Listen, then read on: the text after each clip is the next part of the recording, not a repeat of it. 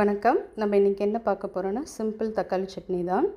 இதுக்கு ஒரு கடாய் வச்சு 2-3 ஸ்பூன் எண்ணெய் ஊற்றிருக்கேன். எண்ணெய் லைட்டாக காஞ்சதும் வரமிளகா போட்டுக்கலாம். நான் ஒரு 4-5 வரமிளகா போட்டிருக்கேன். இதை நான் ஃப்ரை பண்ணிக்கலாம். இது கூட பார்த்திங்கன்னா ஒரு சின்ன துண்டு இஞ்சி ஸ்மால் சைஸாக கட் பண்ணி போட்டிருக்கேன்.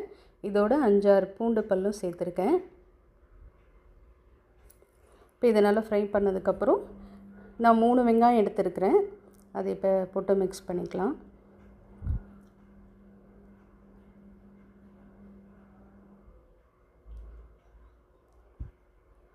வெங்காயம் கொஞ்சம் ஓரளவு வதங்கட்டும். வதங்கினதுக்கப்புறம் நம்ம தக்காளி ஆட் பண்ணிக்கலாம். இப்போ பார்த்திங்கன்னா நான் ஒரு தக்காளி மட்டும் ஆட் பண்ணியிருக்கேன் இதுக்கு.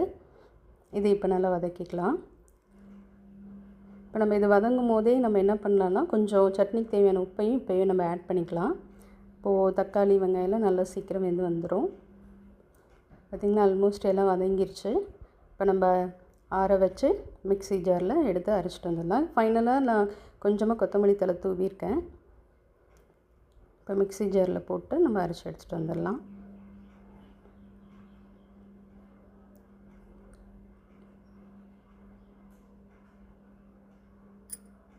இப்போ பார்த்திங்கன்னா தாளிக்கிறதுக்கு நான் கடுகு உளுத்தம்பருப்பு மட்டும் போட்டு பெருங்காயத்தூள் போட்டு தாளிச்சிருக்கிறேன்.